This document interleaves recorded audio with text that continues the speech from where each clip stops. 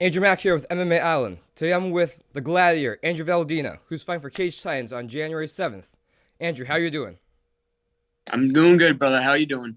I'm doing great. So tell me about your background. How'd you get into martial arts?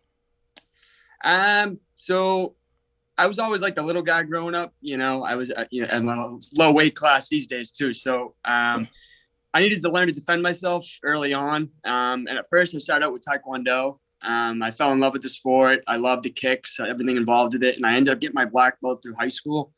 And while I was getting my black belt through Taekwondo, I also picked up wrestling because unfortunately I was cut from the JV basketball tryouts. It's insane, man. I thought I was a baller, I really did, but clearly I wasn't, and all worked out for the best. I fell in love with wrestling, maybe even more than Taekwondo, and now I picked up the striking a little bit with the kicks, and then I had the wrestling in high school, and that just flowed right into college. And I wrestled in college at Bridgewater State, and that was just the time of my life. I loved the higher competition that I was facing and everything like that. And my head coach Frank Camisa, he actually corners Joe Lozon and for his fights. So I needed to cut weight one night, and Frank Camisa said, "Hey, listen, I'll bring you over to Lozon MMA. You can cut some weight there. They got a sauna." Went there once again, fell in love with another thing. I fell in love with the gym, everything that was going on with that atmosphere, and everything just kind of flowed naturally into MMA because once college wrestling was over, it's not like basketball where if you're high level, you can look at maybe NBA or something like that. This is like next level to wrestling besides like Olympics and shit like that. So uh, MMA was the next option, and Lowe's MMA was right next door to Bridgewater State, and Joe welcomed me with open arms, and yeah, that's how I kind of got into MMA. So you said you have a Taekwondo background. A lot of people in the MMA scene today dismiss like traditional martial arts like karate and Taekwondo. Do you believe that traditional martial arts can play a factor into, or sorry, yeah, traditional martial arts can play a factor into mixed martial arts? Oh, of course. I mean, I could have gone two routes with this one. I was about to say like, oh yeah, you don't think so? Let me sling a shin across your nose. But like honestly, if you look at the other route and say just look at the Wonder Boy fight with Kevin Holland that just happened. That was a pure display of, in my opinion, traditional mixed martial arts. I mean traditional martial arts Yep. also mixed some MMA, of course, but no, Wonder Boy put on a beautiful display of his karate background, and that just goes to show that'll shut any hater up that says something otherwise. Okay, good to hear because I'm a karate guy and I'm looking to make my MMA debut next fall. So awesome. Oh, really? That's Yeah. sick, man. Good for you. So let's talk about your gym, Lozons. How long have you been there? So I'm 25. I think I started going here around 22 years old, 21, 22. So how's it like training under Joe Lozon, big UFC guy? No, it's good. I'm sure any other gym owner in the area has their certain thing that they can give to their fighters, to help them out in training and all that. But Joe offers something special that a lot of other people in the area don't or can't, which is that veteran experience. Like you said, big UFC guy. He's been in the UFC for years. He's a UFC legend at this point, Hall of Fame records and stuff like that, and fight of the night bonuses and all that. But him just being there and giving, like, I'll ask just for an example today. I just got out of jiu-jitsu not too long ago. I'll ask some questions to Joe saying, "Hey, how would this work in the MMA scene?" He'd say, "Oh, well, going back to my fight with blah blah blah," and he'll just go and pick apart like right out of one of his fights, and he'll show firsthand how it can be, applicable to an MMA fight. So him being there, giving those veteran experience, those pointers, it really helps all of us out of the gym big time with our fights. And then seeing him get ready for his fights like he has in the past, the Cowboy, camp, even though it didn't come to fruition. Just him gearing up for that camp really got us all going and got us all motivated even more too to get ready for our own. So go from like a family atmosphere to like a very like military regimented atmosphere. Where do you think the gym falls on that scale? I'm sorry, what was that? On like a scale from like a family atmosphere to like a military regimented atmosphere. Where do you think the gym falls on that scale? Um, I would say like first, like it'd be more so on the family side, but I'm also a pretty big advocate for the gym can be whoever you make it though too. As much as it's a family atmosphere, we have so many guys here that are fighters getting ready for fights or helping other people get ready for their fights. And if we need to make it into that military regiment where like, all right, guys, the clock's going, go, go, go, you're going now, get out of there, like we can make as well. Fight camp is definitely a little bit more on the military side where you got to stick to that clock, that timer. But, outside of fight camps, we're all, very, very helpful and, relaxed family atmosphere as well. So I highly recommend this gym to anybody in the area, whether you're a fighter or not. So you fought for Cage Titans all your life, and Cage Titans has a smaller cage than other promotions. Do you think that plays into your advantage? To be honest, I think I would be better with a bigger cage. I'm not gonna lie. I think I play very well with space and range. I'm very good at finding different ranges and all that, and getting into different types of ranges. But obviously, Cage Titans has made me, without asking, be ready for a phone booth fight. So that cage is so damn small, and it's probably the smallest cage in the area, to be honest with you. But I like it, and the fans love it. I've had to adapt my styles to being in that close quarter combat, and it gives something good for the fans because it's always action packed from bell to bell because of how small that cage is. But as much as I say that the bigger cage is better for me, I've been finding success with that small cage as well, and I'm going to find some more success on January 7th. So you being the gladiator, I'm sure you love like the Coliseum feel of Plymouth Memorial Hall, right? Oh yeah, it's fucking unreal, dude. No bad seat in the house, and it truly is the Coliseum in modern day around here. Like, I ask people that have been to UFC fights all over, follow Joe Lozon's career and stuff, and they even say that Plymouth Memorial Hall is the best venue for MMA. It's you're right over the cage, right next to it. Sometimes you get a little blood or some sweat on you, or it's like no other, man. I can't wait to get back in there. Speaking of your nickname, the Gladiator, where'd that come from? So that happened. That started all the way back in high school. At first, it kind of started out with this kid that I ran cross country as well to get ready for wrestling. And my cross country team was another wrestling training partner of mine. And he's like, "Oh yeah, dude, we're fucking gladiators." He's kind of like a big mouth, whatever. But he's an all right dude. I don't talk to him anymore. But anyway, that kind of stuck with me. I was like, "Oh, he's calling himself a gladiator." I think I stand by the gladiator a little bit more. I'm going with that. And I almost kind of like took it from him a little bit. And it stuck through the wrestling season where I have my friends coming with signs that say "Go Gladiator" and high school wrestling and stuff. And I just kind of stuck with it. And to me, when I hear gladiator, I think someone that obviously, they go into a cage and they fight in front of, to entertain, whatever. But I also think like a gladiator, in my opinion, is someone that just trains harder than others. They're always putting themselves in the fire, and they love the sport, and that's me. So a recent controversy in MMA has been the judging. You've only been to a decision 3 times, but as a fighter, how does the judging scene affect you, or what's your opinion on it from a fighter perspective? Yeah, I mean, I'm the type of kid that doesn't want to go to the judges. I know I have in the past, but I mean, the first decision I had, that was my first amateur win, and to be honest with you, I think I just tried to coast with with my wrestling background to a decision victory, which was good early on in my career because I got to experience a full fight, all 3 rounds. But then the next decision, what was that? That was what was the next decision? I had 3 decisions. Let's see. Yeah, Josh Medeiros.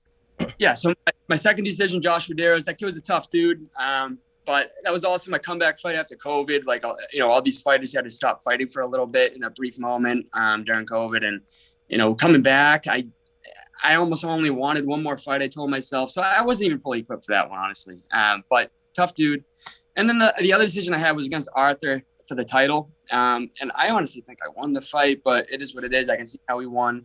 And that's exactly why I don't like going to the judges. I'm not saying I'm sure that judging is a very hard job, no doubt. Yeah. But whatever, let me make it easier for you and finish this kid in front of you. All right, so that's my game plan from now on going into any fight. Not looking for the finish, but I'll find it. Yeah, fuck decisions, dude. So your opponent, Seth Basler, another media member. I won't say who it was, but they call him a douchebag. So what's your opinion on this guy? Yeah, I mean, listen, I don't know too much about him. I'm only hearing things from word of mouth, and everyone's telling me that this kid's a friggin' loser, and it is what it is. I mean, I have respect for every single person that I face because I know that they're putting themselves on the line just like I am, and any of us other fighters going into that cage. So respect to you for getting in there. I appreciate it, and just be ready. Just be ready for me though. this kid, they say he's a douchebag, loudmouth, all that, blah, blah, blah. Hype the fight up for me then. Do it at weigh-ins. Get these people stoked. And let me be the good guy that puts the bad guy down again, and I'm gonna. So, sorry. What do you do outside of combat sports? What's that? What do you do outside of combat sports? Um, Geez. I mean, I train so much, but outside of that, I like to play video games. I'm a pretty big nerd in that regard. I like Call of Duty, Warzone. Um, I like uh, I like going on little walks here and there, I guess. I don't know. I mean, there's not much I like to do outside of training, honestly. I'm so boring in that regard. But like, I like shows, movies. I'm watching the last season of Better Call Saul right now. That's pretty good. Highly recommend. But yeah, and anytime I can spend time with the family, they live pretty far. They're like about an hour and 45 away. So I only get to see them like 2 or 3 days a week for a couple hours at a time. So anytime I can go see them, I'll definitely. I love spending time with the family too. So, what are some of your short-term and long-term goals regarding martial arts? Short-term goals, I'm gonna say, is to just become a better me each and every fight. And I honestly think, not to like, I'm not trying to brag, but like I really do think that I've been doing that short-term goal every single fight. I think every fight, win or lose, I'm coming out there a better me. Even, like I said, win or lose, like some of my losses that I even come back after like wins, I truly think that I look pretty good in some of the Amy losses I had.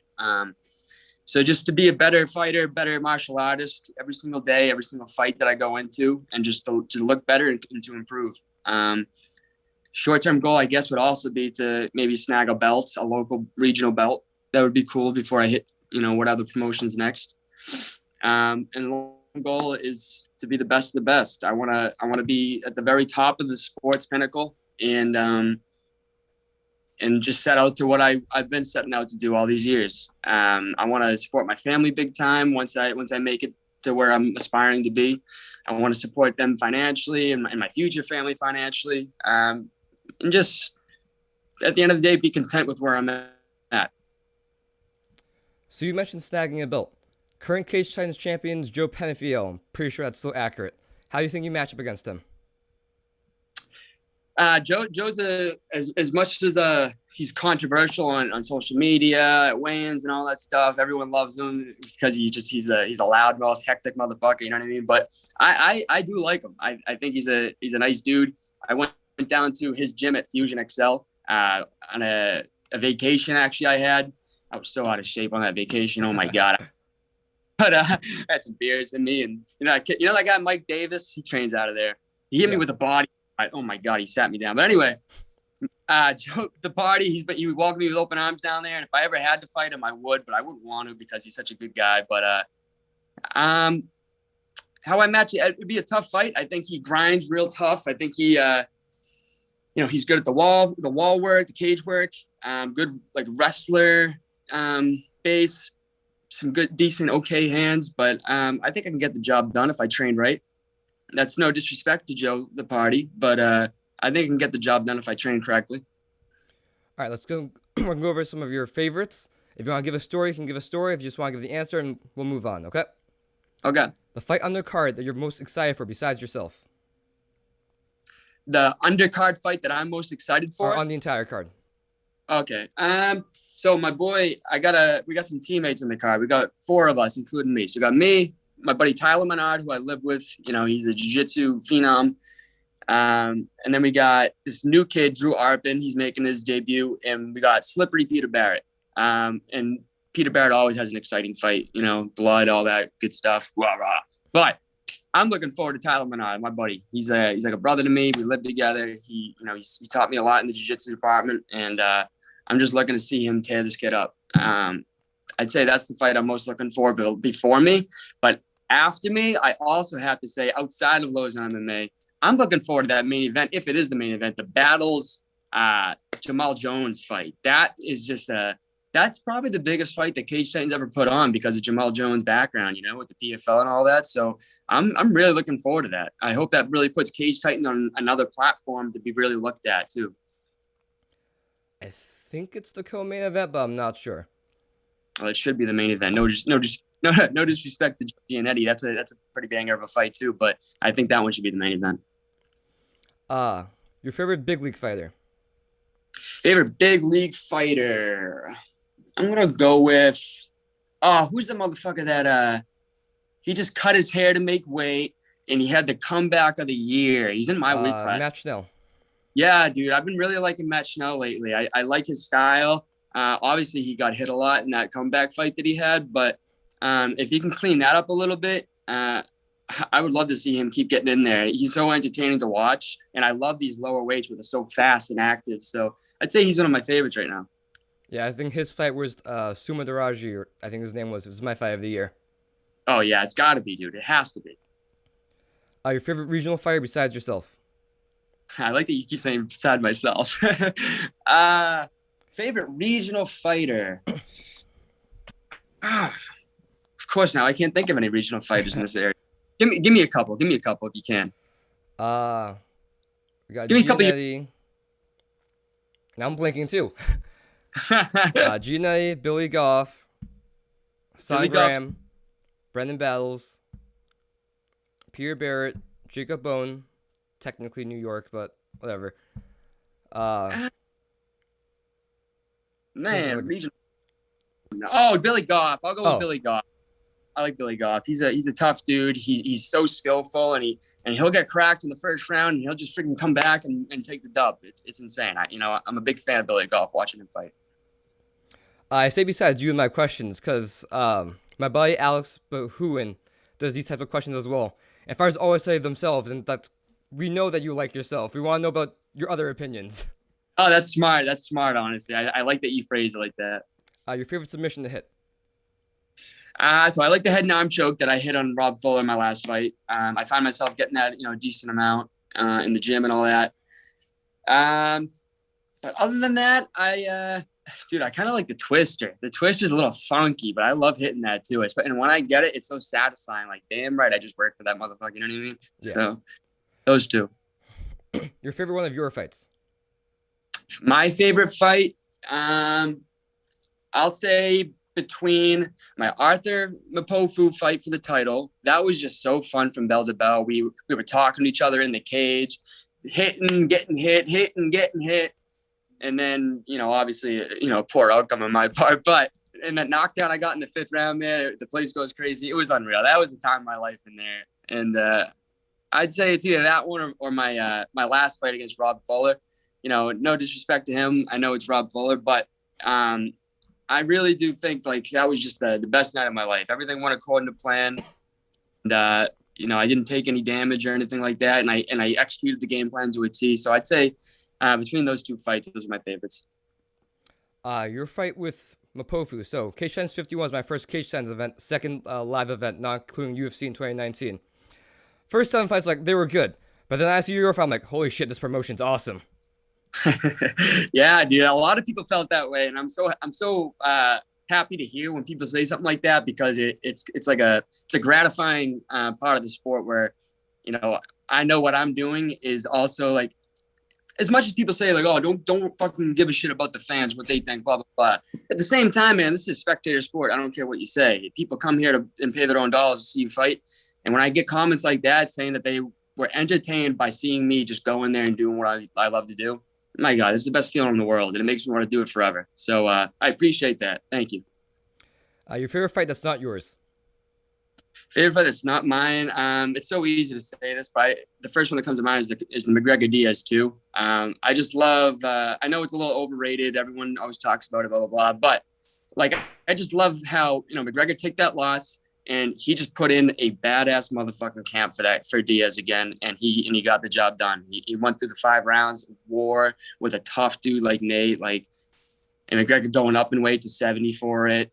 Not usually having the best cardio either in the past. So that was really cool when he starts thinking about all the factors that went into that fight. So that's probably my favorite. So you were probably one of the biggest amateur stars in New England. After you've had your pro career, do you want people to look at both careers at the same, or do you want the amateur career to be like the icing on the cake?